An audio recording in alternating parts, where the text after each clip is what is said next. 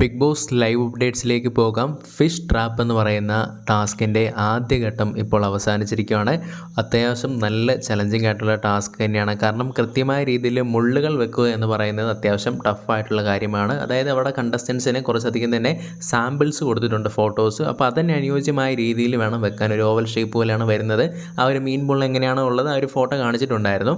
മത്സരാർത്ഥികൾ വിചാരിച്ചിട്ടുണ്ടായിരുന്നു എല്ലാം സിമ്പിളാകുമെന്നുള്ളത്. പക്ഷേ എങ്കിൽ ചെയ്തു വരുന്ന സമയത്ത് അങ്ങോട്ട് ചില സ്റ്റിക്ക് കയറിയും ചില സ്റ്റിക്ക് ഇറങ്ങിയൊക്കെ വരുന്നത് നമുക്ക് കാണാനായിട്ട് സാധിക്കുന്നുണ്ട്. എന്തായാലും ടാസ്ക് എന്ന് പറയുന്നത് കൃത്യമായ രീതിയിൽ 3 ബാഗുകൾ അവിടെ വെച്ചിട്ടുണ്ട്.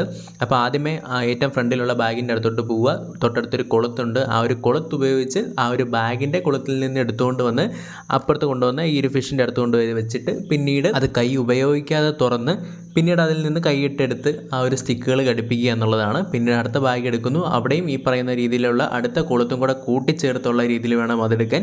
പിന്നീട് മൂന്നാമത്തെ ബാഗ് എടുക്കുന്ന സമയത്താണെങ്കിലും ആ ഒരു 3 കൊളുത്തും കൂടെ യൂസ് ചെയ്തിട്ടാണെന്ന് തോന്നുന്നു. അങ്ങനെ എടുത്താണ് ഈ കാര്യങ്ങൾ ചെയ്തുകൊണ്ട് പോകുന്നത്. അതുകൊണ്ട് തന്നെ അത്യാവശ്യം ചലഞ്ചിങ് ആയിട്ടുള്ള രീതിയിലാണ് കൊളുത്തെടുപ്പ് തന്നെ. പിന്നീട് കൊണ്ടിടുക എന്ന് പറയുന്നത് അത്യാവശ്യം പാട് തന്നെയാണ്.